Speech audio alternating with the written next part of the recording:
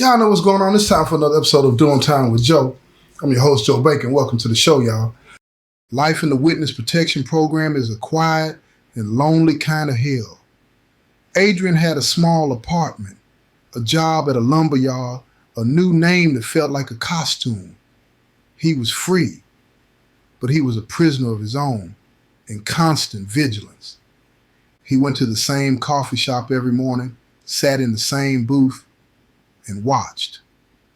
He watched the faces of the strangers around him, looking for a flicker of recognition, a sign of danger. He watched the cars that passed on the street, looking for the one that might be following him. He was a ghost, hunting for other ghosts. He had thought that freedom would be a release, but it was just a different kind of cage. A cage of fear, of paranoia, of a profound and unending loneliness. He had no friends. He had no family. He was just a man living a borrowed life, waiting for the past to catch up to him. And on the inside, the ghosts of the warehouse were still whispering. Rico was dead, but his legend was not. And the story of the informant who had brought him down, the story of ghosts, was a cautionary tale, a curse that was passed from one generation of inmates to the next. The code of the streets, the one that Adrian had broken, was a powerful and vengeful God, and it had a long memory. Adrian knew this. He had been a part of that world. He knew that there was no statute of limitations on a snitch jacket. He was a man, serving a life sentence of a quiet and constant fear. He had done the right thing in a way. He had helped to take down a monster, but he had done it by becoming a monster of a different kind, a traitor, a rat. And in the brutal and unforgiving calculus of the world he came from, that was a sin for which there was no forgiveness. He had traded his soul for his life, and he was beginning to realize that it was a bad and foolish bargain. The years in the Witness Protection Program were a slow and grinding erasure of the self. Adrian became a master of the quiet and anonymous life. He was a ghost, a whisper, a man who had perfected the art of being unseen. But the past has a way of not staying buried. One day, he saw a face in a crowd, a face from his old life, a low-level soldier from one of Rico's rival crews. The man didn't see him, but the close call was a jolt, a terrifying reminder that the world was not as big as he had hoped, and that the ghosts of his past were still out there, still hunting. He disappeared again. He left the apartment, the job, the life he had tried to build. He was a man on the run, not from the law, but from the code. A code that had no jurisdiction, no borders. A code that was written in blood. He moved from town to town, a phantom, a whisper, a man trying to outrun his own shadow. But the shadow was always there, a cold and constant presence at his back. He was a man who had been caught between two and equally ruthless forces, the gangsters and the cops, and they had both used him and discarded him. He was a casualty of a war that had no heroes, no villains, just victims, and he was just another one, a ghost created by a system that is designed to create them. A man who had tried to play both sides and who had in the end been consumed by the fire he had helped to create. The end of this story is a quiet one. It doesn't end with a bang, but with a whimper.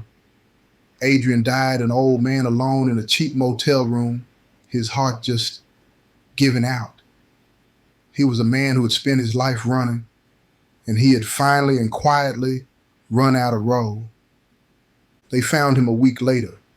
He was a John Doe, a man with no name, no history, another ghost, disappearing back into the void from which he had come. And his story, the story of the informant called Ghost, it's a cautionary tale, a warning about the seductive and deadly nature of the deal, the promise of a shortcut, of a get-out-of-jail-free card. There's no such thing. There is always a price, and the price is always higher than you think. And it's a story about a deeper and more cynical truth. The truth that the war on drugs is not a war between good and evil. It's just a war, a brutal and endless and unwinnable war. And in that war, there are no heroes. There are only casualties. And Adrian was just another one, a ghost created by a system that is designed to create them, a man who was chewed up and spit out by a machine that is always, always hungry for more. And so we come to the end of the story of the informant called Ghost, a story that shows you that the most dangerous place to be in the game is not on one side or the other. It's in the middle. It's in the gray. Adrian was a man who tried to play both sides. And in the end, he was crushed between them. He was a tool for the feds, a traitor to the streets. He was a man who had lost his name, his past, his soul. His story is a tragedy, a story of a man who was not a killer, not a kingpin, but who was destroyed by the game just the same. It's a reminder that in this world, there are no civilians. There are only soldiers and casualties. And Adrian was a casualty of a war that he had never wanted to fight. But it is also a story that asks a hard question. Who was the real villain here? Rico, the gangster who lived by a brutal but honest code of the streets? Or Harding, the cop who used a man's life as a disposable piece in his own and cynical game? I don't have an easy answer to that. All I know is, in the end, they were all just players in a game that has been chewing up and spitting out men like them for a long, long time, in a game that shows no signs of stopping. The final chapter of this story is a quiet and tragic one.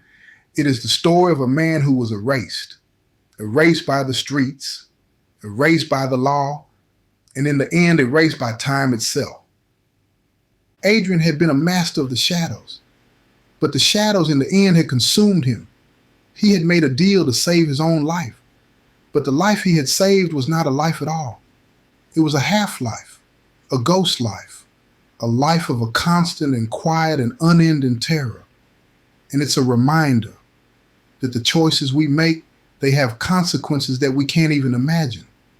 And that the code of the streets, as brutal and as unforgiving as it is a kind of a law of a certain and twisted kind of honor. And to break that law is to be cast out into a wilderness from which there is no return. Adrian was a man who had been cast out. He was a man without a country, without a tribe, and he died as he had lived, alone, a ghost in a world that had no room for him, a final and tragic and cautionary tale. And so we come to the end of the line. The story of the informant called Ghost, a story that shows you the true and brutal nature of the gray. It is not a place of safety. It is a no man's land, a place where the rules don't apply and where loyalty is just another word for a target. Adrian had been a master of that gray space, but in the end, it had consumed him. He had been a man caught between two and equally ruthless forces, and they had torn him apart. His story is a tragedy, a story of a man who was not a killer, not a kingpin, but who was destroyed by the game just the same. It's a reminder that in this world there are no civilians. There are only soldiers and casualties, and Adrian was a casualty of a war that he had never wanted to fight. But it is also a story that asks a hard question. Who was the real villain here? Rico, the gangster who lived by a brutal but honest code of the streets? Or Hardin, the cop who used a man's life as a disposable piece in his own and cynical game? I don't have an easy answer to that. All I know is, in the end, they were all just players in a game that has been chewing up and spitting out men like them for a long, long time, in a game that shows no signs of stopping. The final and most brutal irony of this story is that the ghost, in the end, was forgotten. Adrian's death was a non-event, a whisper. Rico was dead. Harding was a hero. The game had moved on. And the man who had been the key to it all, the man who had been the sacrifice, was just gone. His story is a testament to the brutal and indifferent nature of the system, both the system of the streets and the system of the law. They are both just machines, and they are fueled by the lives of men like Adrian, men who are caught in the gears, chewed up, and spit out. And it's a reminder that the most dangerous lie of all is the one that tells you that you can be two things at once: a man of the streets and a man of the law, a loyal soldier and a traitor, a ghost and a man. You have to choose, and every choice has a price. Adrian had tried to be both, and in the end he was neither. He was just a cautionary tale, a ghost story whispered in the dark, a reminder of the one and simple and brutal truth of the informant's life. You can't serve two masters, especially when they both want you dead. This has been another episode of Doing Time with Joe. I'm your host, Joe Baker, and I say peace, y'all.